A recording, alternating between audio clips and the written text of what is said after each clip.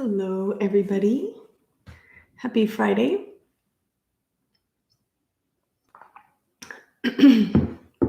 Haha. All right. I'm a minute late because I was testing my microphone. Can you please, if you're here, just let me know if you can hear me well. You can type in the chat. All right. I see a few people on there. Excuse me. All right. So yes, if you're here, please type in the comment in the chat and let me know if you can hear me okay.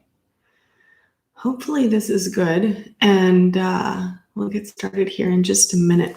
Another thing that I'd like to say right here before we start is, of course, today I'm talking about yoga and back pain, and I know that a lot of people seek out yoga because they have back pain. So if that's you, and if you have any specific questions that you would like me to cover, to respond to, you can also type those in the chat. Hello, I hope you say your name. I hope I'm going to say your name correctly, Delaney. Thank you for telling me that you can hear. That's awesome. All right.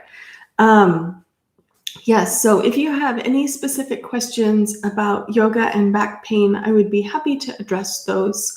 I think that what I'll do is go ahead and get started with what I've planned to talk about, and then if any questions pop up, I'll handle those. I'll address them at the end. All right, so back pain is a really common thing, especially as we get older. You know, once we get beyond our, I would say, like adolescent years where we're strong and we're flexible and pretty invincible and we can do kind of any activities and not sleep well and, you know, just kind of be a little bit reckless with our bodies and we still feel fine. But after we get past that stage, it becomes really, really common to have pain in your back. And I would say probably the most common type of back pain is low back pain, but also, let me adjust this a tiny bit, but also it's really, common to have pain in the shoulders, in the neck, like the upper back area. Some people experience pain in the middle of the back, but I would say the most common type of back pain is pain in the low back.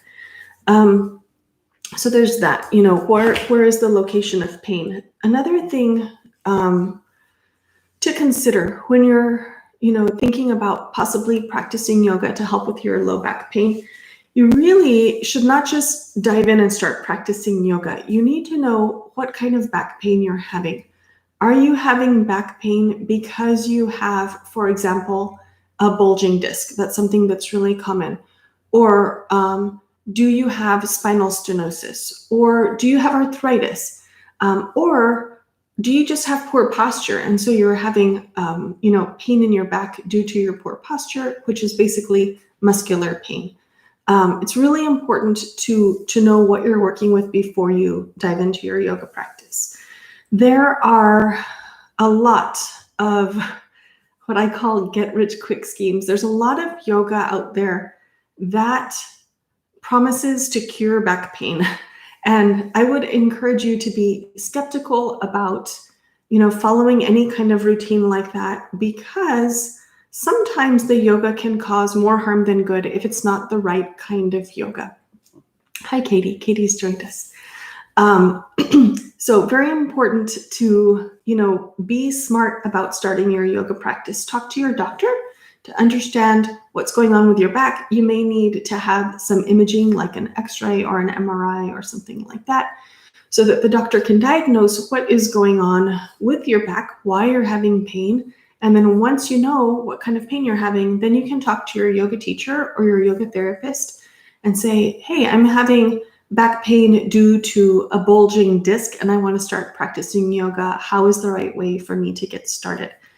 All right, so I mentioned earlier, but I'm just going to mention again here real quick that if you have any specific questions about back pain that you'd like me to talk about, I'm more than happy to respond to any questions that you post in the chat.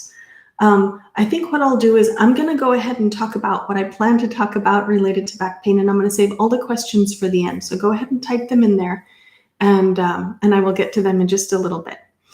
All right, Debbie Lynn is here. And Debbie Lynn has mid-back and neck pain. Okay, yeah, I'll definitely talk about that.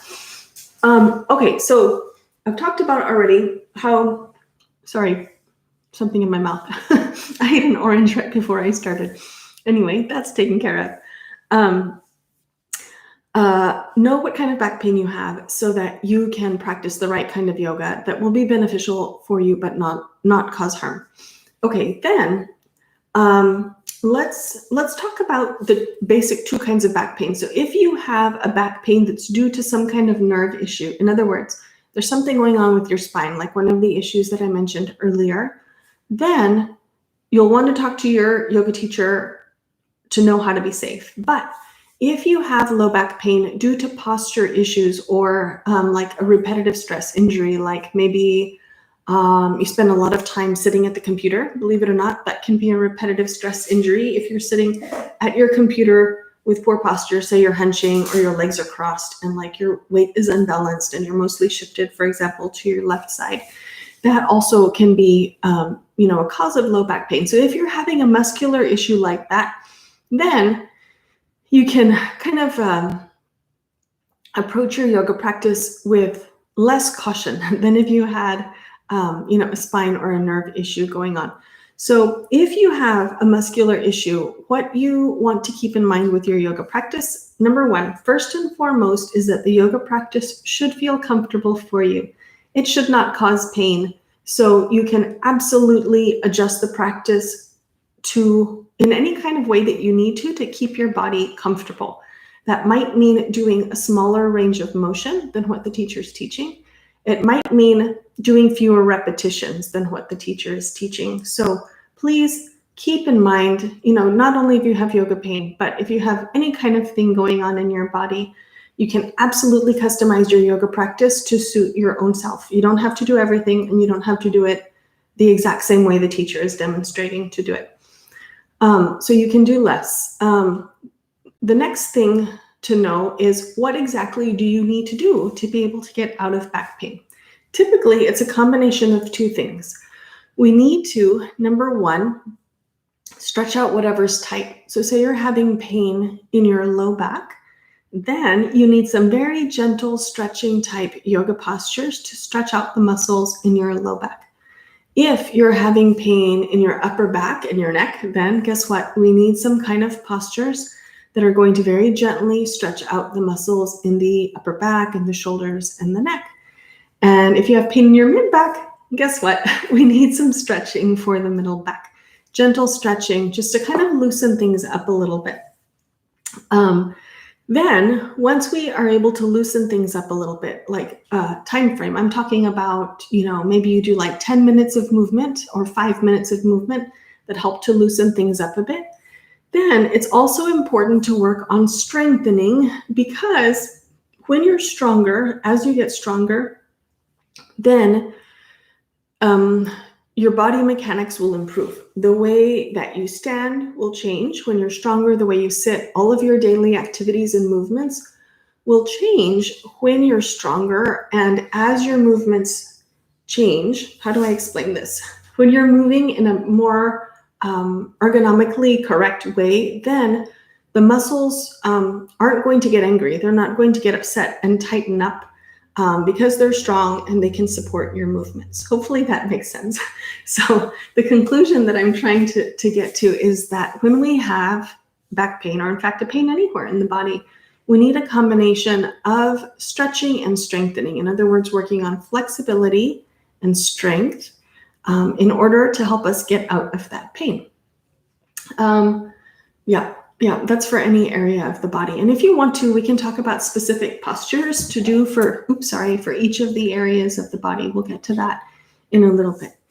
Let's see where to go next. All right. So certainly you're going to want to begin gently, begin in a way that's comfortable for you, that's not going to cause harm. And then as you get stronger, naturally, you'll be able to increase the duration of your practice, the number of repetitions, your range of motion and intensity. All of that will come naturally. You don't need to force it. So be easy with yourself. Just get started, and you'll start to feel some relief soon. Another thing that I want to mention related to pain and keeping our bodies pain-free is that we didn't develop the problem in one day. In other words, I didn't develop low back pain all of a sudden in one day. most likely 99% of cases, I probably have been having poor posture for a long time, or I probably have been sitting in an incorrect way for a long time.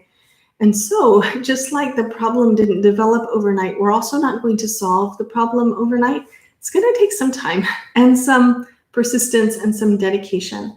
So you can just kind of set an intention for yourself, set a decision in your mind that you want to work on your back pain, and you know that yoga can help you work on your back pain, and it's going to take a while. So plan to do a little bit of yoga practice every day, or at least most of the days of the week.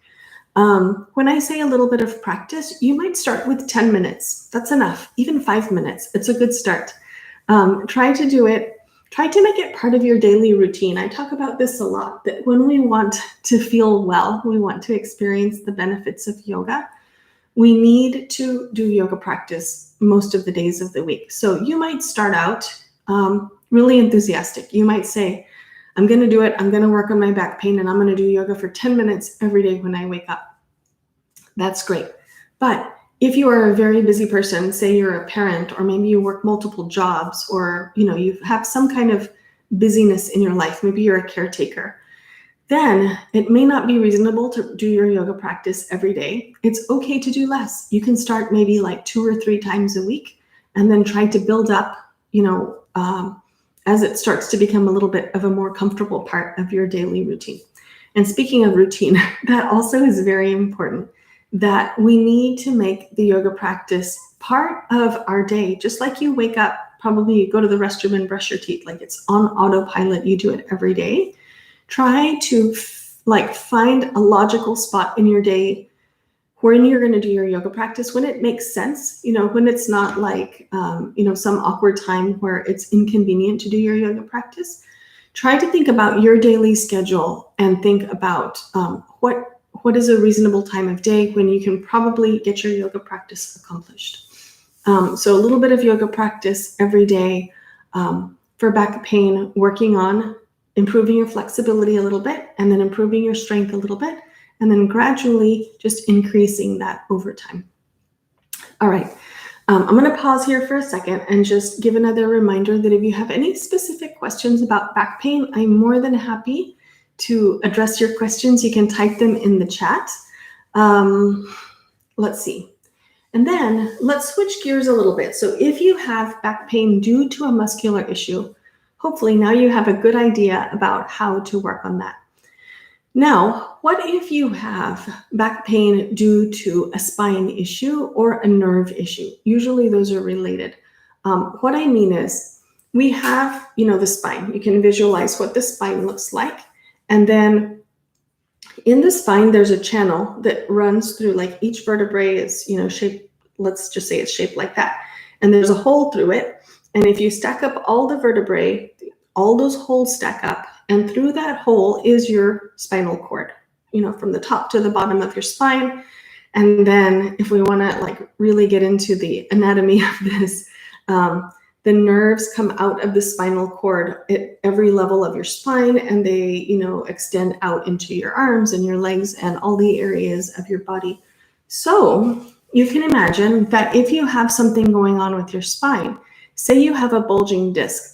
Let's make the disc like this, the vertebrae like this. So you have your disc, which is approximately the same circumference, if you will, of the vertebrae.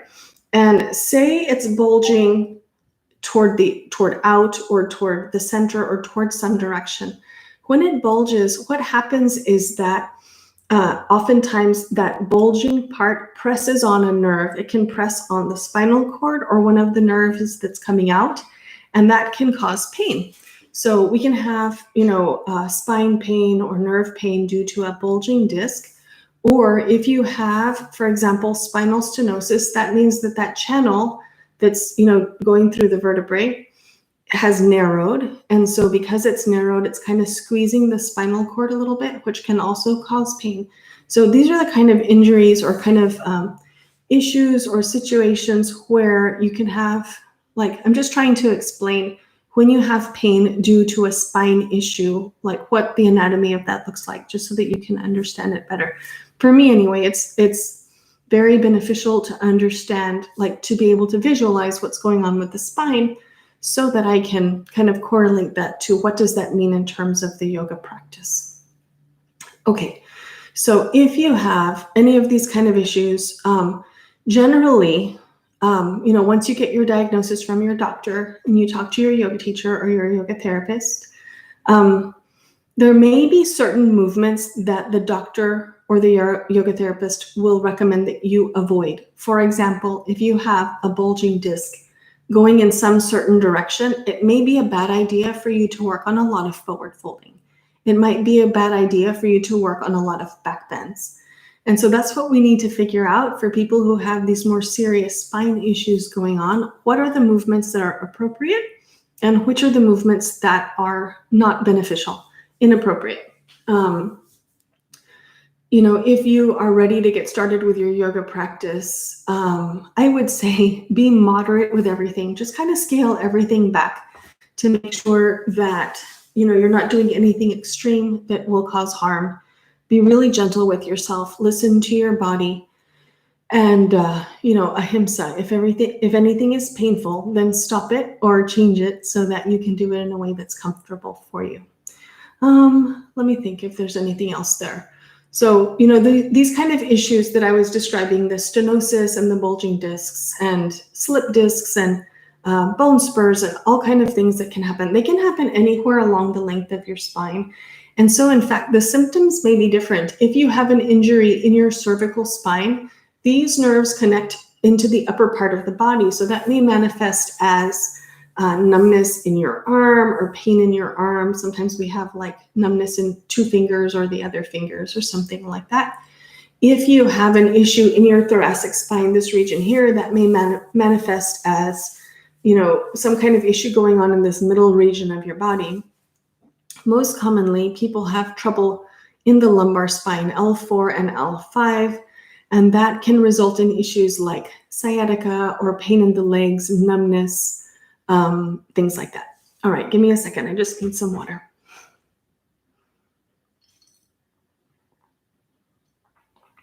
Okay, excuse me.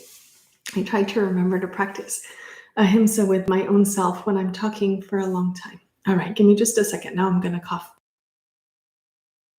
All right. I just turned off the mic so you wouldn't hear me cough. All right. So I think that's kind of a high level introduction about what you need to know in terms of yoga and back pain if you are having back pain issues due to a muscular thing like posture or just some kind of muscular problem, or if you're having pain due to something going on with your spine. Let me come over here to the chat now and see if I have any questions. Okay. Working at the computer and being hunched over, it's hard to get my practice going. I need to do it in the morning. Yes. Thank you for mentioning this, Debbie Lynn. When we work at the computer, I mentioned briefly earlier how working at the computer can cause repetitive stress injuries because when we're at the computer, we tend to be at the computer for hours and hours and hours. And so we're locked in this position, typing, the chair is very important. The ergonomics are very important. If you have a chair that has arms, for example, the arms may be at a certain height that you have to raise your arms above the arms of the chair. And as you raise your arms up, you can see it raises the shoulders up too. And so we're holding this region of the body in tension for hours and hours. Sometimes when we're working on the computer, I'm going to turn to the side a little bit here just to show this. We have a tendency for different reasons to reach our head forward to see the screen better or to, for whatever reason. And when we hold our head in this position, the head is really heavy. So it's really straining the muscles in the neck and in the upper back as well. So number one, make sure that you're sitting with good ergonomics. Both feet should be resting on the floor, not on some part of the chair, but actually on the floor. We should not sit with our legs crossed or folded. Try to be symmetrical with your lower body. If you're a petite person and your chair is tall, you might put something under your feet. I often put yoga blocks under my feet I don't have a block right here. It's way over there, but they come in different heights. I have yoga blocks that are 2 inches tall, and then I have the regular ones that are 4 inches tall. And I think that the bones in my lower leg are shorter than average. And so sometimes I need a little bit of height under my feet when I'm sitting on certain types of chairs. So that may also be something for you to pay attention to, because if your legs are shorter than your chair is, you know what I mean, and your knees are kind of down below the level of your hips, that, because of gravity and because of the way you're sitting, that can cause some strain in the muscles in the low back. And so, that can be one easy fix. If you're having low back pain, make sure, please, that your knees and your hips are about at the same height as each other so that you're not causing yourself strain in your low back. Okay, I'm just kind of working my way up the body. So feet, knees, hips, and then you want to make sure that you're using your strength to sit up. Try to not, hunch back in your chair and rely too much on the back of the chair to support you. Maybe you can do it sometimes, but also use your strength. Practice using your muscles and sitting upright so that your spine is in good alignment and your muscles can relax because your spine is well aligned. All right, so we talked about the height of the arms of the chair if you are using a chair that has arms, and then the position of the head. So make sure that you're not reaching your head forward. Be conscious about keeping your head well aligned over your spine. And then from an ergonomics perspective, the last detail is make sure that your screen is at a good height for you, that it's not too high and you're having to tilt your head back too much, or too low and you're looking down. It should be, kind of like right in front of you, or maybe just slightly lower than eye level, so that your neck, can be supported in a position that doesn't require you to activate your muscles too much. All right. Next, once you have all of your ergonomics sorted out, the next thing is, since you're sitting here for hours and hours, we need to break that up. We can't just sit there and be stationary for 8 hours or 9 hours a day, or even 5 or 4 hours. It's too long. It's very important to take breaks. So maybe once per hour or every 2 hours, you can get up, walk around, go get yourself a glass of water, or go to the restroom. You could, this would be ideal, do 1 or 2 minutes of yoga movements to help, in yoga, you'll hear me talk about in my videos, counter postures or counter poses. So for example, if we do a round of twisting, then the correct counter pose for that is forward folding. We have to do something that's kind of like the opposite of the, the original movement.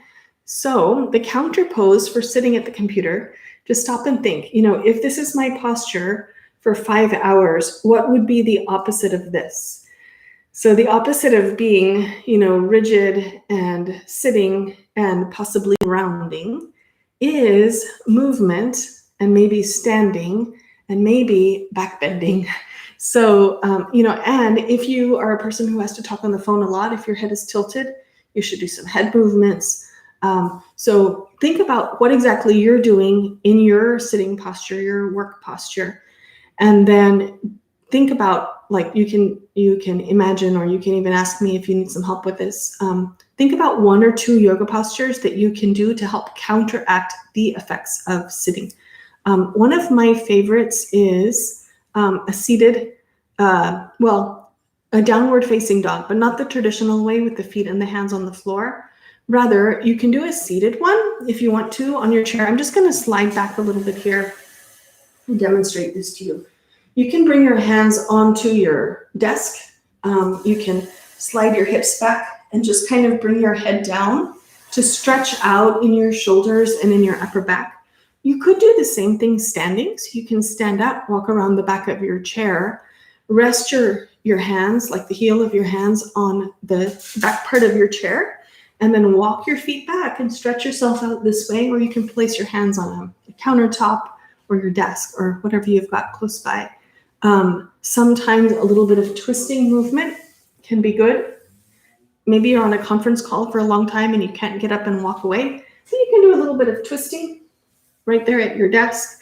You can also do shoulder rolls to help counteract any tension you have in your neck and shoulders, and maybe even some head movements like nodding or even twisting. All of these are good. Okay, let's see. Katie says, I like to do the neck and shoulder practice after work just to help relax from the day. Perfect. I tried to pay close attention to my posture when I'm working, but it's so common that we're so busy we don't pay attention, and then suddenly it's 5 o'clock or whatever time you start working, and you're like, wow, my body really hurts. So if you possibly can, do a little bit of yoga practice when you take breaks during your workday. And if you can to do that, then try, again, like I talked about earlier, to develop your consistent yoga practice at some time of day that's convenient for you. For some people, it might even be beneficial to do, 5 or 10 minute morning yoga practice and then 5 or 10 minute bedtime yoga practice, so that you can, at the end of the day, shake out as much tension as you can so that you can sleep well. And then in the morning, wake up and do some movement to prepare your body for the day ahead. It's all about finding what works for you, for your lifestyle, for your schedule. If we just think about practicing yoga and we have the good intention to practice yoga, but we never actually do it, then we don't actually get the benefits of the practice. So we have to find what works for us and what's a reasonable way that we can practice so that we can fit it into our schedule and actually get the benefits from the practice. All right, good. Any other questions related to yoga and back pain? I do have a couple of videos on my channel, and I've talked to some of you about this before. I really hesitate to put videos out about back pain because if you're a person, for example, who has a ruptured disc or something serious going on in your spine, I don't want you to just go and practice the video because all of it may not be appropriate for you. So, but now you've been sitting here with me, and how to know whether yoga practice, whether it's an appropriate time for you to start the yoga practice or whether you need to see your doctor first. But I do have 2 or 3 videos about yoga and back pain on my channel. You can search for them, and I think when I hit end here in a little bit, I'll find them also, and I'll put the links to those in the description box under this video. Yeah. Need a doctor checkup. Yeah. Always good to check with your doctor, especially if you've had a chronic pain, something going on for a long time, or if you have a new pain that is like very strong. Yes. Okay. I think that's it for today. If you have any other questions, I'll be here another minute or so, and I'm happy to answer them. One other thing that I wanted to mention is that, there's a link under this video that takes you to the page that describes different ways that you can work with me. So if you're a person who is, having a lot of success practicing independently with my videos on my channel, that is fantastic. Keep up your good work. But if you're a person who either is interested in taking your practice to the next level or working more closely with me, there are other ways that you can work with me, and you can find the details to that at that link. I think that's all for today. I hope that y'all have a very nice weekend. Please stay safe. Thank you for being here. If you enjoyed this video, this live stream, please click the like button and give it a thumbs up. And if you enjoy my content in general, please make sure to subscribe and click the notification bell so that YouTube will let you know when I post a video or when I'm going to go live so that you can join me.